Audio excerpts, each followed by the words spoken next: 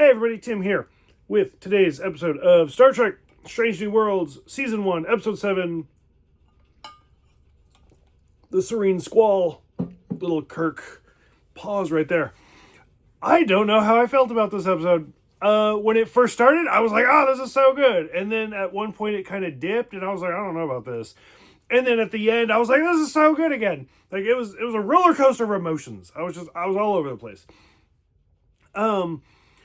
So right off the bat, there was some great foreshadow that I missed. I will 100% I missed it because I am human and I am drunk.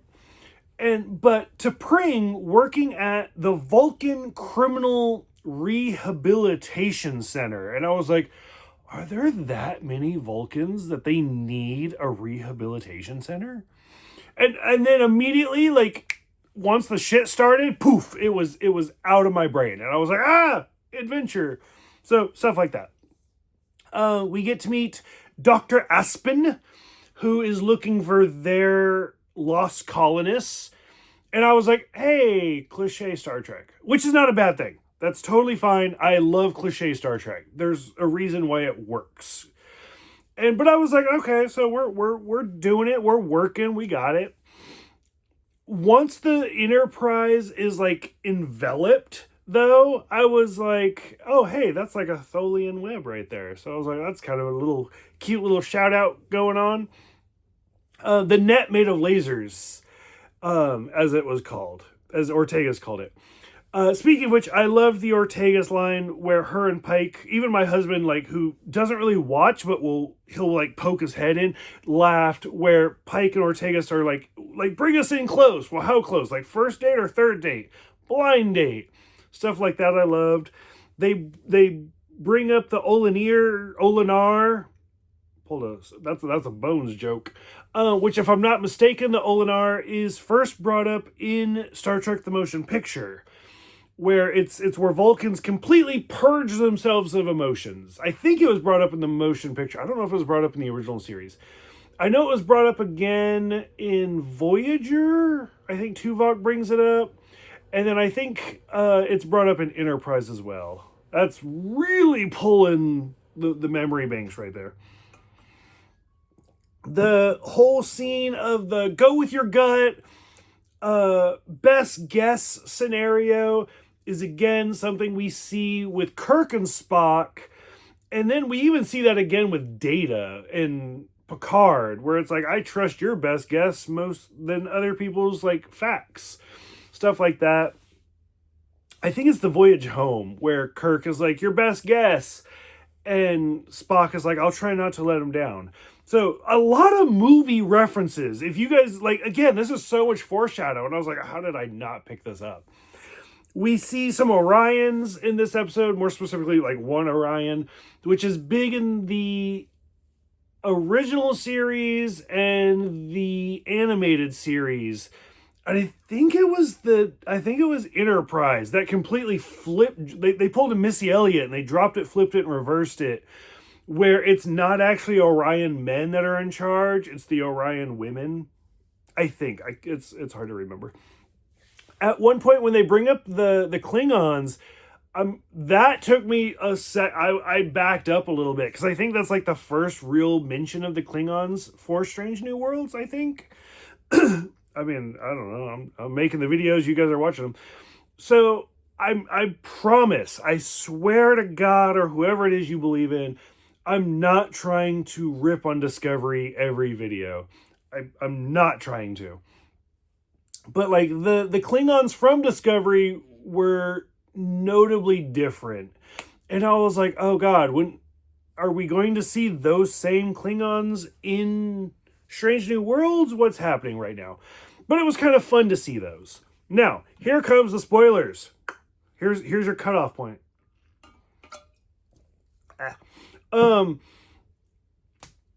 When Dr. Aspen ends up being Captain Angel, I was like, I mean, I hate to like profile people, but the whole tattoo, and I mean, as somebody who has tattoos, Star Trek,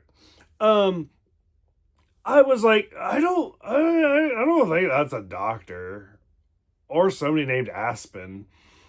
But so when they revealed themselves as actually being Captain Angel of the pirate crew, I was like, I'm not surprised. Like that 100% fit with the trajectory. The whole scene. Now, what did kind of surprise me a little bit, and what I did love, this that was the lull, was them trying to escape, and then when it came back up, was when Spock is talking to T'Pring, and Angel has some great lines where they're talking about like, oh, are you going to be a failure at your job, or are you going to be a failure as a wife? Which is it going to be? And Spock kind of gave her the out. Like, by the way, I've been like doing Nurse Chapel on the side. And that whole scene, like, it was so well played. And even the scene when Angel was just like, what the fuck just happened? Like, it was so fast and so quick. I was 100% on their side. And I was like, that's so brilliant. And it's so fast. Like, it was great. I really, really liked it. And now T'Pring can't make the transfer of whoever this Vulcan is. Spoiler.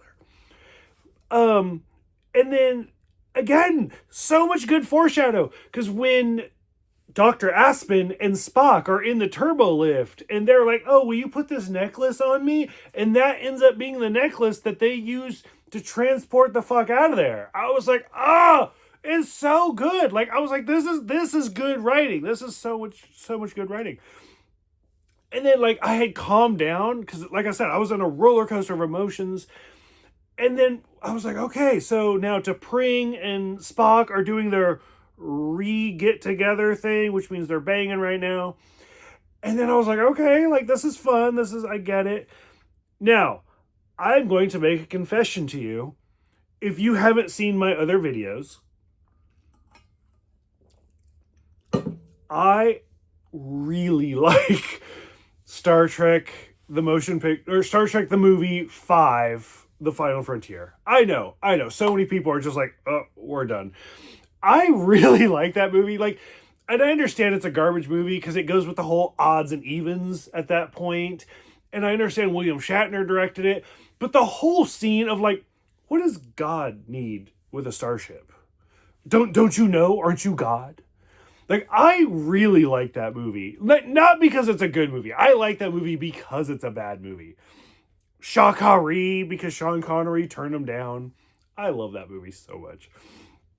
So, when they were like, oh, Angel's husband, or at least the person that they were trying to break out of this prison, was fucking Cybok! I was like, oh my god, they referenced Spock's brother. And they kind of even gave him a little backstory that, like, Sarek was, like, had an affair on Amanda. So fuck you, Sarek. Which, I don't know, Ponfar, maybe he was, like, he couldn't help himself. I don't know. But I was like, like Spock's half-brother. Because that was my big complaint with Michael. I was like, Discovery only talks about Michael. Like, they never talk about Cybok. I'm really hoping Angel comes back. I'm really hoping Cybok comes back.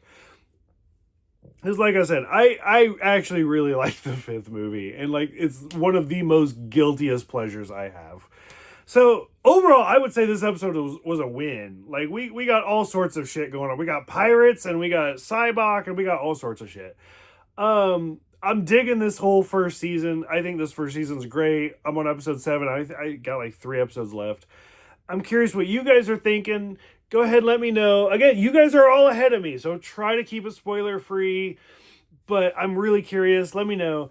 Thank you guys for watching and subscribing. Thank you guys for commenting. I love replying to your comments. And I will see you guys next time for...